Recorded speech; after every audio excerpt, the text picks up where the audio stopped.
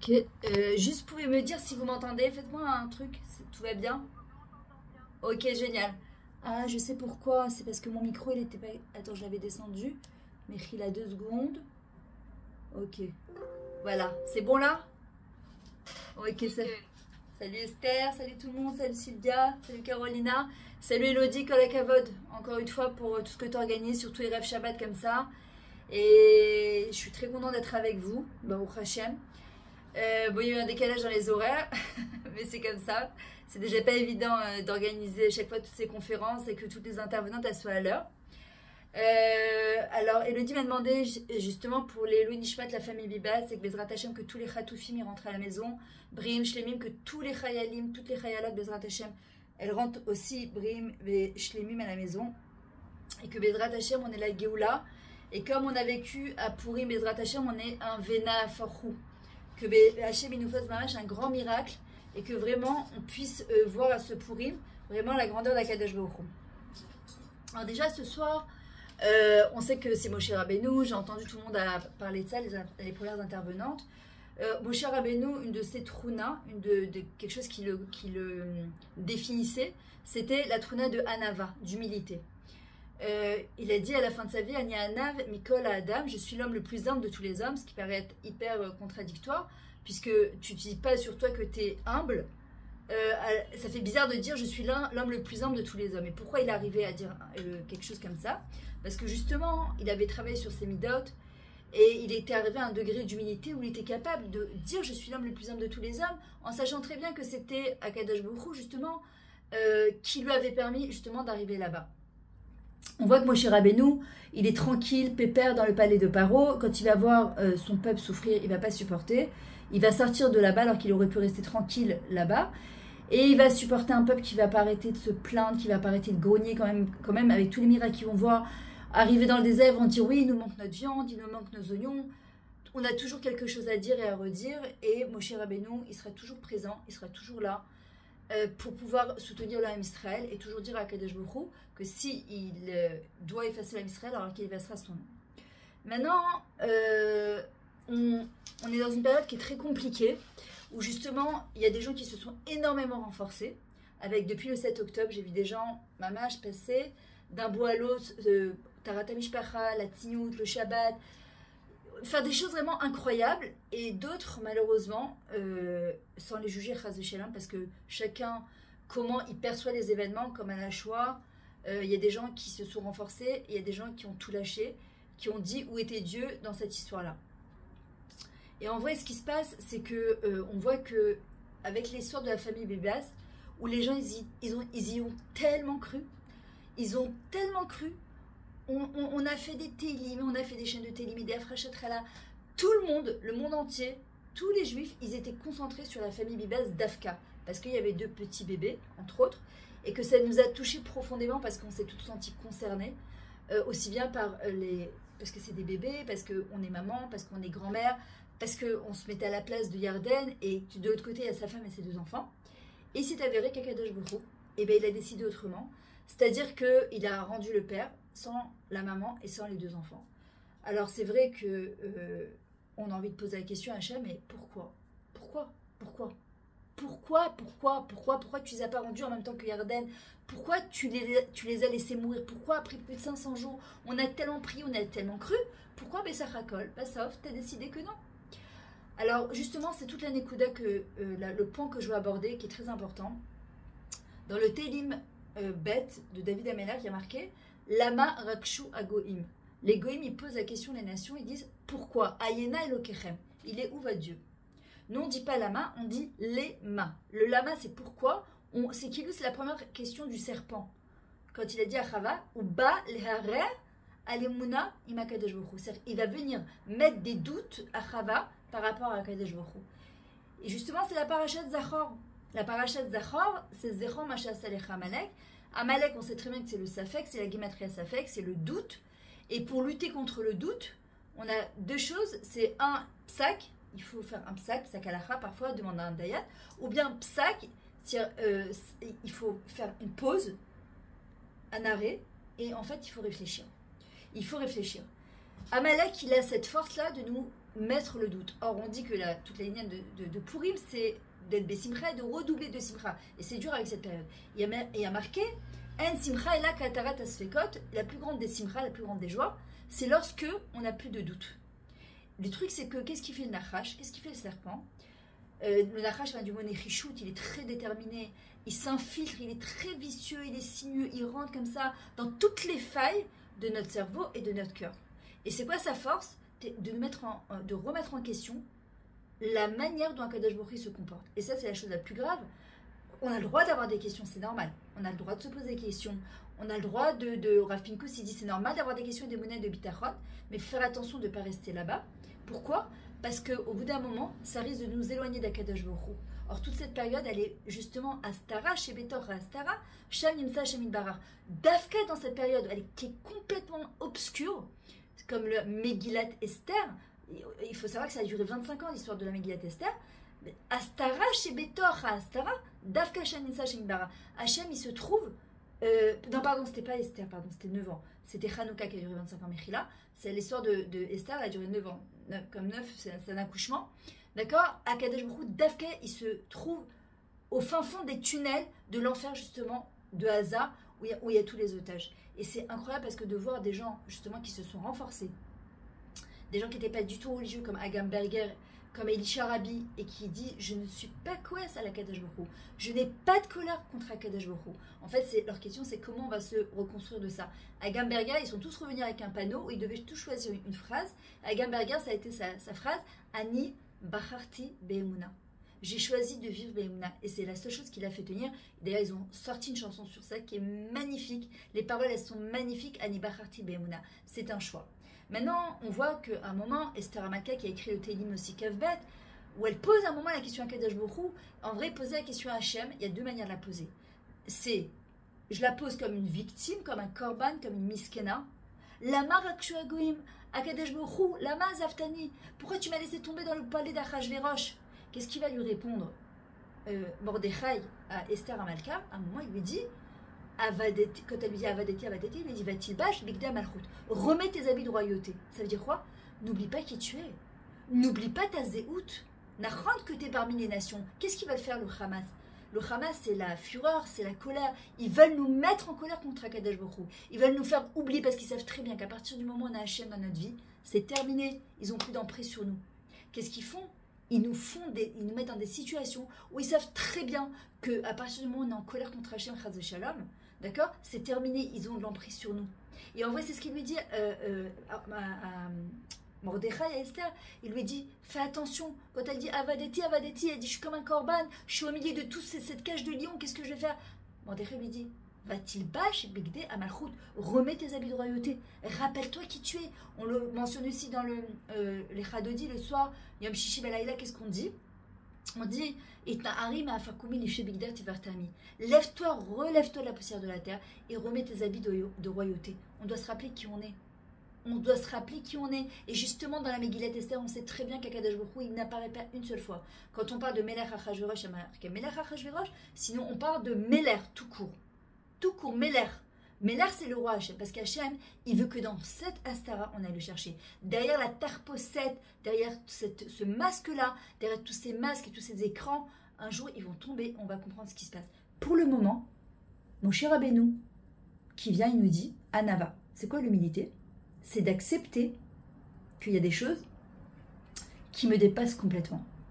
Il faut que j'accepte qu'il y a des choses qui me dépassent complètement. La Emouna, elle démarre quand la logique, elle se termine. Et c'est exactement ce qu'on est en train de vivre. Parce que on voit bien, si on prend un peu de recul, Akadosh Baruch Hu, il a choisi, il y a plus de 1700 personnes qui sont mortes. Parmi tous les Chayalim qui sont partis, il y en a qui sont décédés. Il y en a qui ont vécu des miracles. Moi, j'ai les 3 garçons de ma copine, ma meilleure amie, ils sont à l'armée. Ils racontent des miracles, mais des miracles, d'autres comme le fils de mon ami Lalidré, Saadia Zirman Ibracha, qui est Niftar. Pourquoi lui, il est Niftar? Pourquoi lui a été sauvé? Pourquoi le fils Inon, le petit-fils de Dr Tayeb, lui a été blessé, mais il s'en est sorti? Pourquoi celui-là, il a perdu une jambe? Pourquoi? Comment ça marche? On voit bien que ça ne dépend pas de nous. On n'a pas de tfissa, on n'a pas de compréhension. Et justement, la Megillah, elle vient, et elle nous dit, c'est quoi la Mitzvah de Purim? de l'ishtot à delo yada, jusqu'à qu'on se saoule et qu'on soit capable de dire Baruch Aman, Baruch Mordechai, soit loué Aman et soit maudit Mordechai. C'est quoi ce délire? Mordechai, Midarka Hashem, des chemins de Dieu, qui est venu et qui n'a pas eu peur d'Aman Aracha, il mettait un pas sur lui, ça ne l'intéressait pas. Qu'est-ce qui se passe là? Justement, quand on boit, alors on ne parle pas, nous, on pense qu'on boit au niveau du vin jusqu'à se saouler, mais en vrai c'est complètement rouhani. En fait, c'est quoi la première faute de Adam et Chava? C'est qu'ils ont mangé du Etz Adaat. Il y a marqué Amarlou, Amin Etz Adaat. C'est quoi Amin? C'est Haman Etz Adaat. Il apparaît déjà au début de Bereshit, Haman. Ils ont voulu comprendre, ils ont voulu rentrer dans les comptes de Dieu. Hachem leur a dit, vous pouvez manger de tous les arbres, celui-là, vous pourrez en manger, mais pas maintenant. Et le Nachash, il a commencé à leur embrouiller la tête.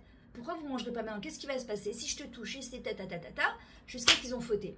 Le tikkun de ça, c'est quoi? Adelo delo yada. En vrai, c'est quoi de boire Adelo delo yada?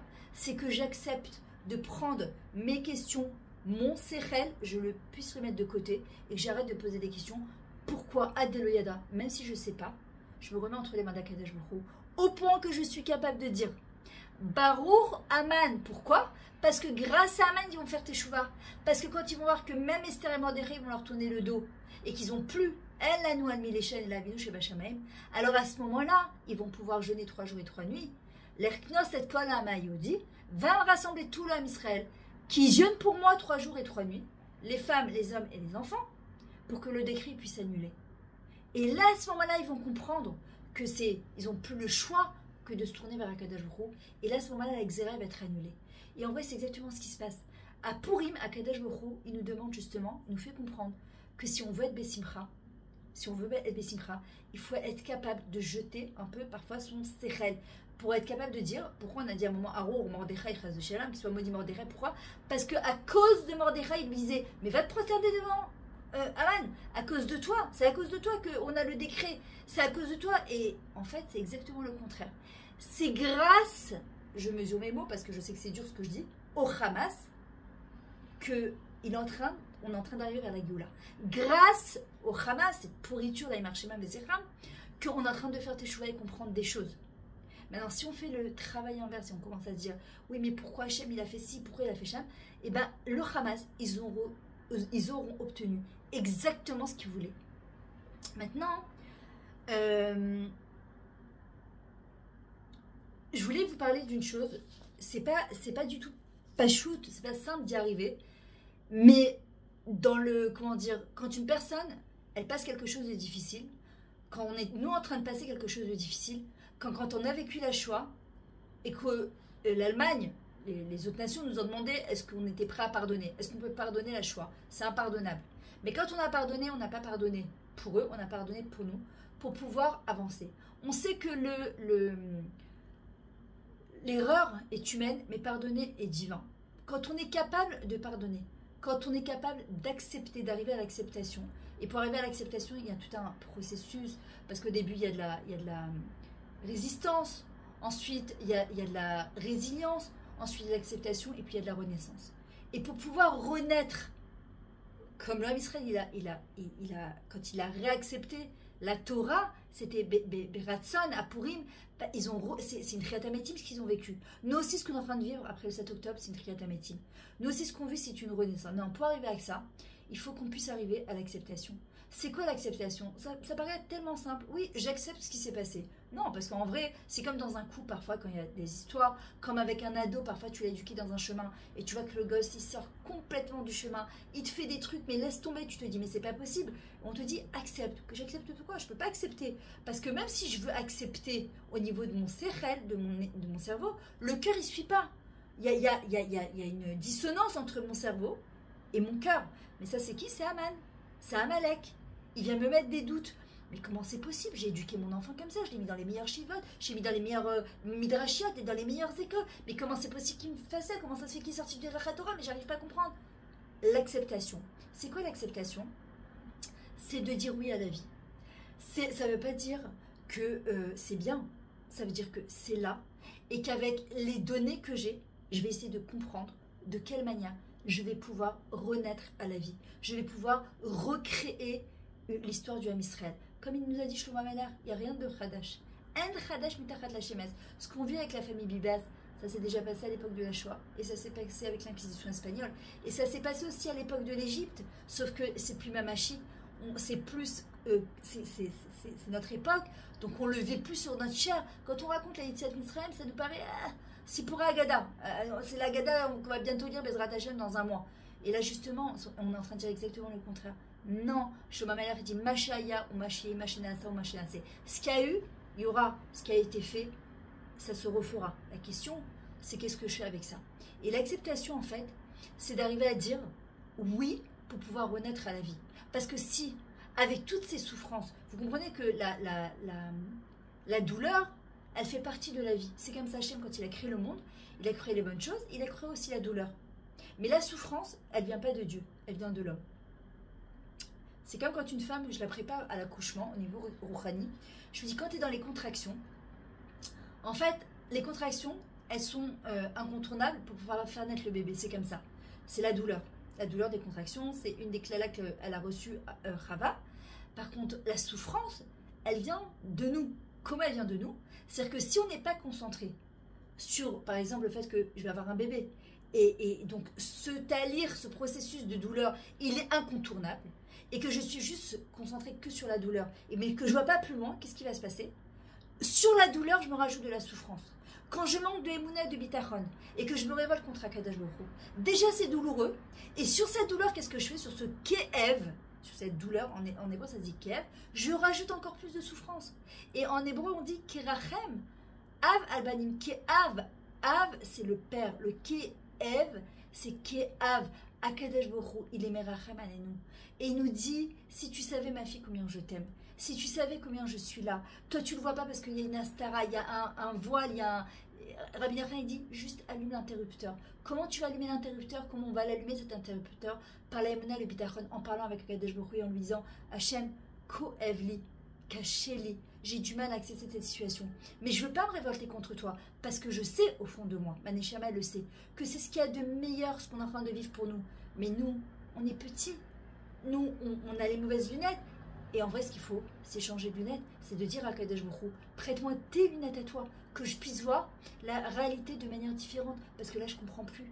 Là, je comprends pas. Et c'est difficile. L'acceptation, c'est pas je me soumets comme ça, comme une miskena. Pas du tout.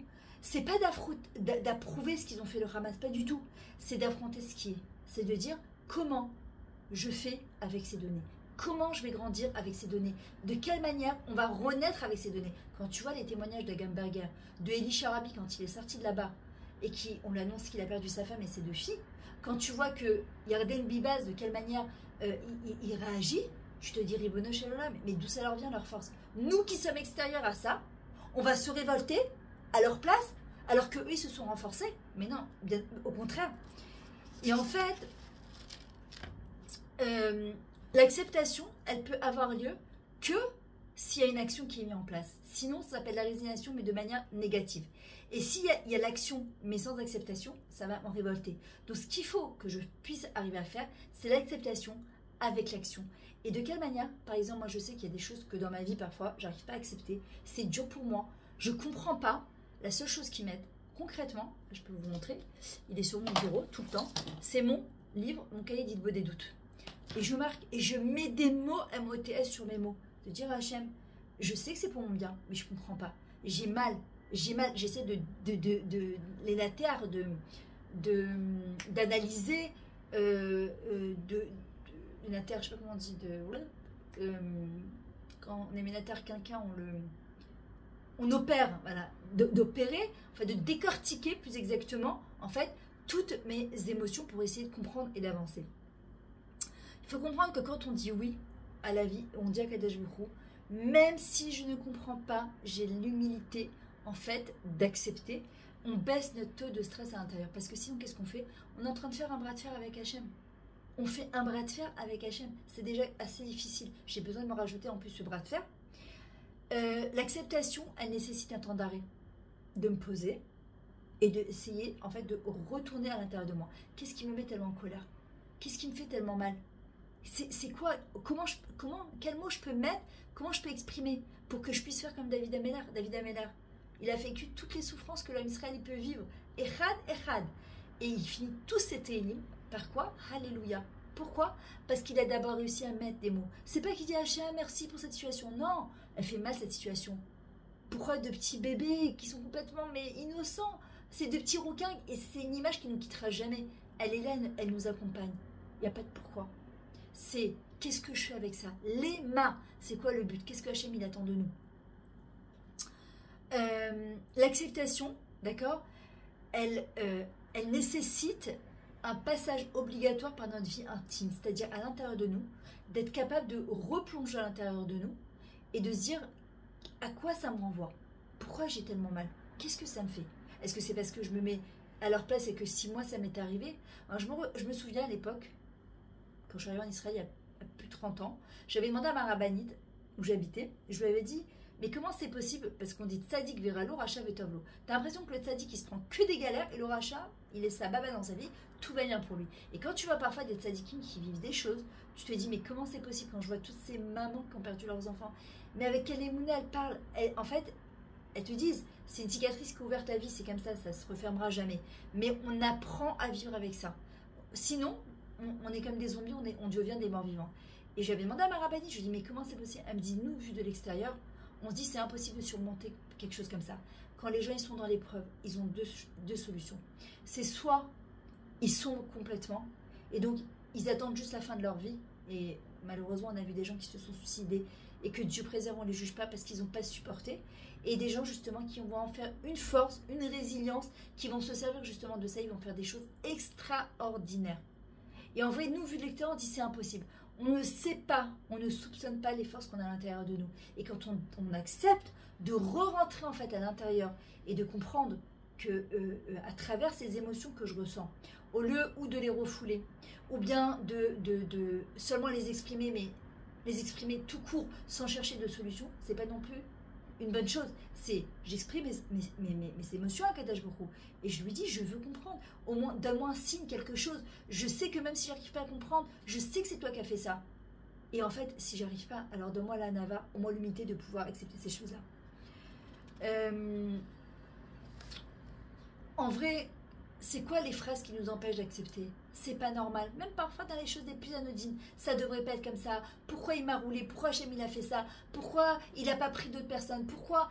Et en vrai, ce genre de phrase, c'est ce n'est pas normal, c'est injuste. En fait, il n'y a pas de c'est injuste, puisqu'on dit tous les jours que Kadesh Baruch Hu, il est tzedek, même quand on fait le tachanoun. Qu'est-ce qu'on dit?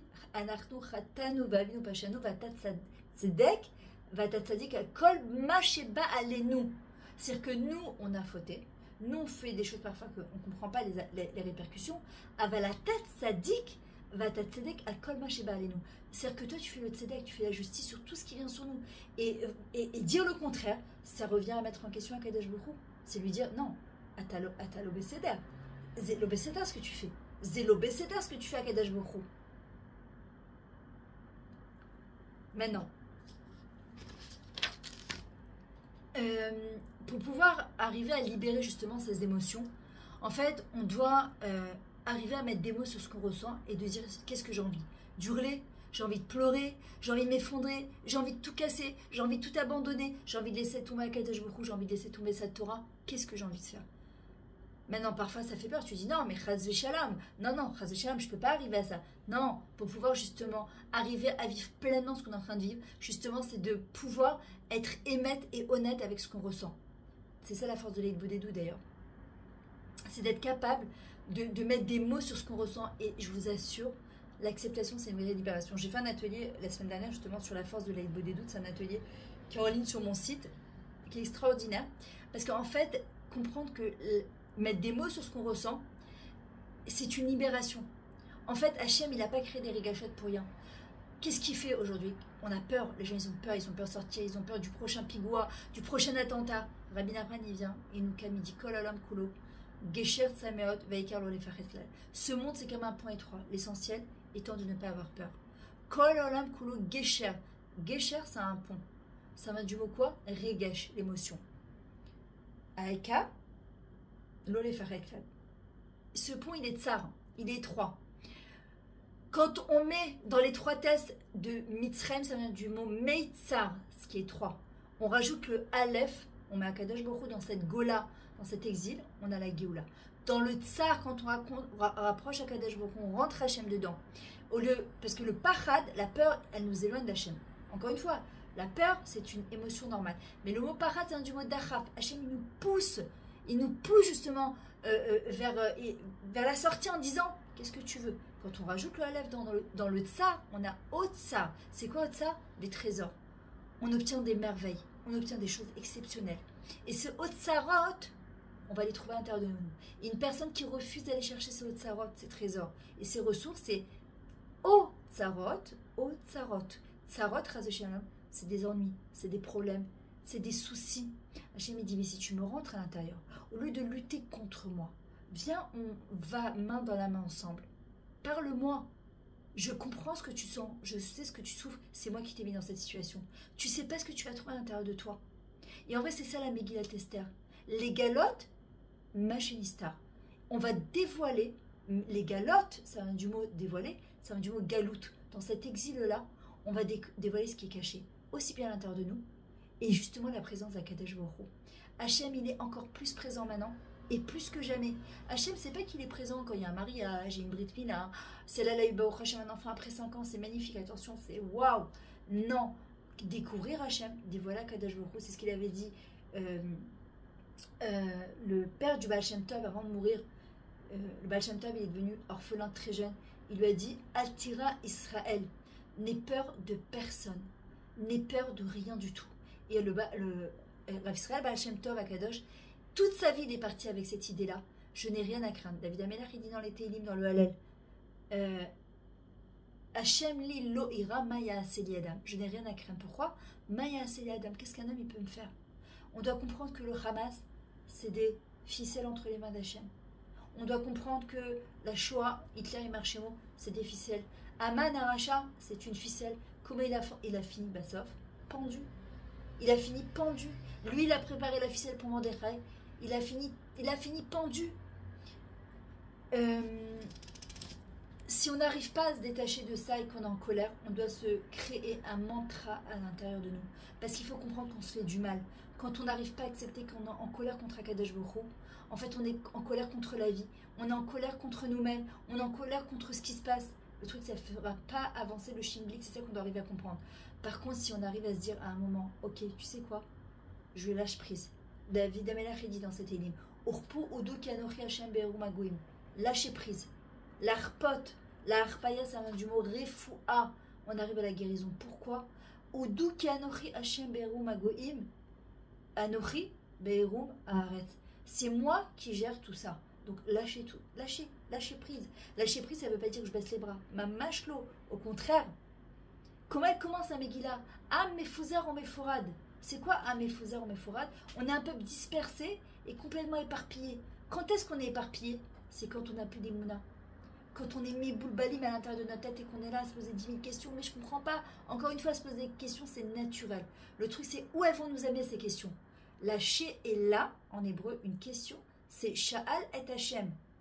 Et la Sheila, elle doit nous amener à quoi? À la Teshuvah. À un moment, quand ils voient le Ham Israël pendant Purim, quand Mordechai et Esther leur ont tourné le dos, au début, ils se révoltent, et ils disent c'est à cause de vous. Et puis à un moment, ils vont poser la question, Sheila, et on fait quoi maintenant? Et là, ils vont commencer à faire Teshuvah. Et c'est là que Esther a dit à Mordechai, Knos, c'est que la mélodie, c'est quoi? Les Knas, Knissa, c'est Kilou, rassemble-toi. Rassemble-les, qu'on se rassemble à l'intérieur de nous-mêmes pour qu'on puisse comprendre ce qui se passe à l'intérieur de nous. On peut arriver à la vraie Simcha à Purim. On arrive à la Simcha quand une personne, elle est en harmonie avec son esprit, son corps, son nefesh et sa neshama. Le problème, c'est qu'est-ce qui nous amène des doutes? Qu'est-ce qui nous amène de la tristesse? C'est quand la tête, elle pense d'une manière, le cœur, il pense d'une certaine manière, le nefesh, il pense d'une certaine manière, et il n'y a aucune harmonie. Le bonheur, le hocher, c'est un du mot ishur. D'accord? C'est le réalignement. C'est quand on est réaligné. Donc, à nous de trouver le mantra qui va nous permettre, en fait, d'aller de l'avant, de comprendre, d'accord? De se dire, chacun doit se trouver son mantra, parce qu'on pourra dire à une personne, mais il faut que tu acceptes, il faut que tu vois que ça colle et tout va. Non. ça ne peut venir, c'est qu'un travail personnel qui ne vient que de l'intérieur, à condition que je veuille bien le faire. Maintenant, je peux me révolter, hein. C'est mon droit, c'est une bechira. Hachem il a dit, yesh klalot, yesh brachot, ou bachatem bachaim, il y a les klalot, il y a les malédictions, il y a les bénédictions, c'est vous qui choisirez la vie. Maintenant, qu'est-ce que c'est l'acceptation au bout du compte par rapport à tout ce qu'on est en train de parler? En fait, c'est une forme supérieure de lâcher prise. Ça s'accompagne avec un discernement et avec l'engagement de se dire je vais mettre des actions en place. Je décide de lâcher cette colère. Je décide d'accepter que je ne comprends pas tout. J'accepte d'aller Be'anava humblement et d'aller vers la sortie, au contraire, qui va m'amener à renaître. Au contraire, qui va m'aider à créer. Parce qu'en fin de compte, quand je n'accepte pas, qu'est-ce que je fais? Je perds mon énergie à détruire plutôt qu'à construire. Or, le but de chaque Nisayon, dans le mot Nisayon, comme l'épreuve de Purim, le but c'était quoi? C'est quoi? Nes Purim. Dans le mot Nisayon, on a le mot Nes, le miracle.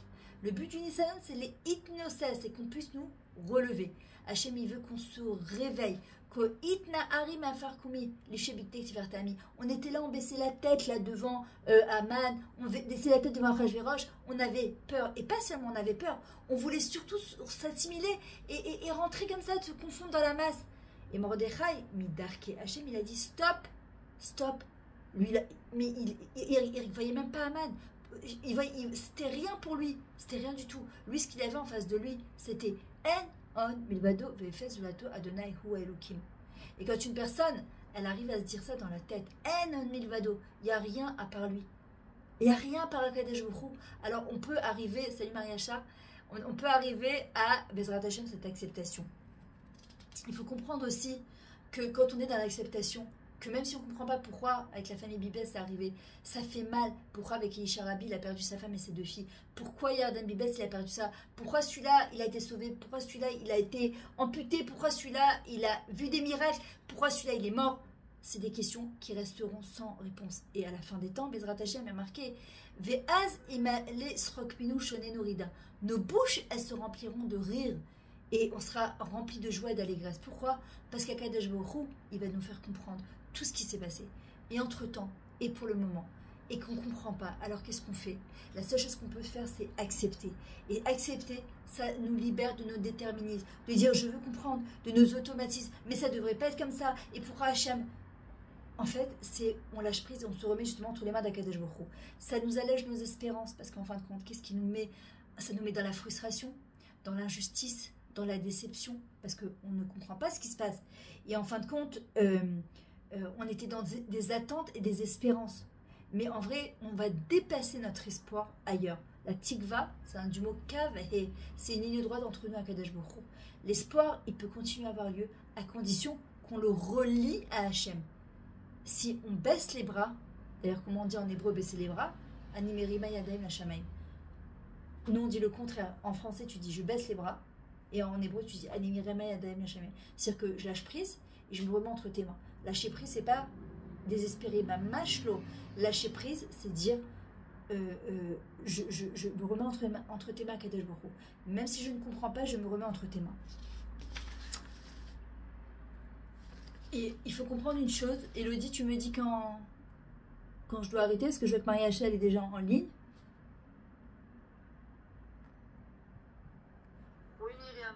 Donc, combien de temps il me reste? Je crois 3 minutes. Ok, génial. En fait, l'acceptation, en fait, elle nous propose de choisir, de réfléchir, au lieu de foncer la tête baissée. Et parfois, on est hyper influencé par d'autres personnes, et c'est pas normal. C'est quoi toutes ces afghanotes et ces manifestations? Et en fait, l'acceptation, elle nous permet aussi de dire, allez, on y va. On accepte de renaître à la vie et de créer de nouvelles choses. De toutes les manières, moi, je suis persuadée que si Shir Bibas, elle était là, si Ariel et Kfir, ils étaient là, si tous ces gens-là qui sont partis, ils pouvaient venir se dévoiler à nous et nous dire combien ils sont bien là-haut, et que le programme d'Akadosh Baruch Hu, il est parfait. D'ailleurs, c'est le nom de mon deuxième livre là, qui va bientôt sortir. Ça s'appelle « Une vie, 3 points sur mesure ». Tout est médouillac, tout est parfait. Le problème, c'est que nous, on n'a pas cette grandeur d'esprit d'arriver à comprendre ces choses-là. C'est pour ça que je vous dis, moi, je sais que quand je suis dans le rocher, je dis à Hachem, Hachem, prête-moi tes lunettes. Prête-moi tes lunettes que je puisse voir avec tes yeux à toi, les yeux d'Emouna, les yeux de Bitachon et pas mes yeux à moi. Mais une chose qui est sûre, c'est que lorsqu'on est dans l'acceptation, alors on peut retrouver le lien avec nous-mêmes et avec Hachem. La pire des choses à ne jamais faire, c'est de perdre le lien avec Hachem. Parce que quand on perd le lien avec Hachem, on n'imite pas zéro. On se disperse complètement, on s'éparpille complètement, et là c'est dangereux. Et c'est pour ça que la Torah, les Chachamim nous disent, retrouve ce lien avec toi, retrouve ce kécher avec toi. Ne te laisse pas avoir par le nachash, qui va rentrer dans toutes les failles de notre cerveau et de notre cœur. On doit comprendre encore 1 ou 2 points, je vais terminer avec ça. On ne peut pas changer le passé. Masha aya aya. Rabbi Nachman, qu'est-ce qu'il dit? Aïka lehatri matrala. Ce qu'il y a eu, il y a eu. On ne pourra pas revenir en arrière. L'essentiel étant de quoi? De recommencer tout à zéro. Tous les jours, c'est un recommencement. Tous les jours, c'est un renouveau. D'ailleurs, quand on fait Afrashat Chala, quand on fait le pain, c'est ce qu'on dit, c'est quoi? Chala, Hatrala, Hadasha. C'est un renouveau. La Afrashat Chala, c'est un moment d'espoir. C'est un moment justement de renouveau. On ne peut pas changer le passé. Par contre, le présent, Hové et Ravaya, il est plein de... D'ailleurs, le présent, c'est un présent, c'est un cadeau. Il est plein de cadeaux. Le futur, c'est un mystère. Et ça, il est fort aussi pour nous faire projeter dans le futur et nous mettre des angoisses et des peurs et de je ne sais pas quoi encore. La souffrance, elle est aussi due à une interprétation négative des situations. Tu vas me dire, non mais attends, t'es gentil. Comment c'est une interprétation négative de la chose, puisque Bassov, Shir Bibas, Ariel et Kfir ne sont pas revenus. Oui, mais ça c'est avec notre interprétation à nous. Je crois que c'est le Baal Shem Tov qui dit Enra Yorel Minashamaim. Il n'y a aucun mal qui ne descend du ciel. De la part d'Akadosh Baruch Hu, il n'y a pas de mal. Encore une fois, nous, le problème c'est qu'on n'a pas cette capacité de voir les choses avec les lunettes, avec les yeux d'Hachem. On les regarde avec quoi? Avec nos yeux à nous. Et notre vue à nous, elle est très Metsoum Semet, elle est très étroite. L'acceptation, je termine avec 2-3 points, est l'étape obligatoire avant de pardonner et de se pardonner. Accepter son passé, pourquoi? Pour vivre mieux son présent. Si je reste coincé dans ça, je fais encore plus traîner cette guerre. Or, on dit dans les Télim, Ve'azainu kecholmim, on était comme des rêveurs. Le mot cholem, rêveur, on le retrouve avec Yaakov Avinu, on le retrouve avec Yosef Hatzadik, ça vient du mot aussi lochem. Ça dépend où c'est qu'on pose, on décide de se battre. Est-ce que je vais perdre mon énergie à me battre pour quelque chose qui en vaut la peine? Ou bien je vais commencer à me battre contre Akadosh Baruch Hu? Où c'est que je décide de poser mon énergie? Voilà.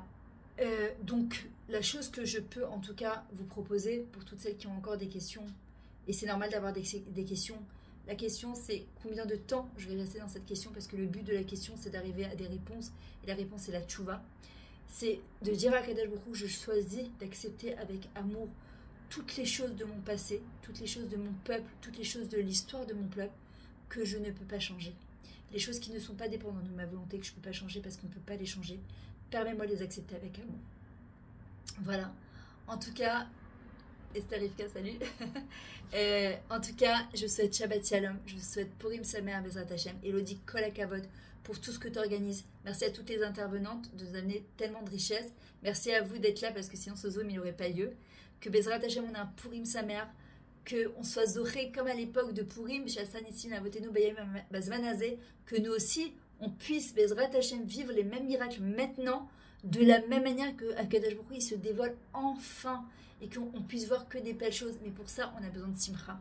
On a besoin de simcha, d'accord? Il faut mettre de la musique, il faut faire son Shabbat avec la musique et il faut pouvoir avoir comme Moshe Rabbeinu cette anava de mettre de côté toutes nos questions et de se dire, même si je ne comprends pas, Adeloyada, alors j'accepte. En tout cas, pour toutes celles qui veulent, j'ai mon atelier en ligne sur la Hitbo des doutes, d'accord? Il est en promo actuellement. Je vous fais un gros bisou et je vous dis à très bientôt en tout cas.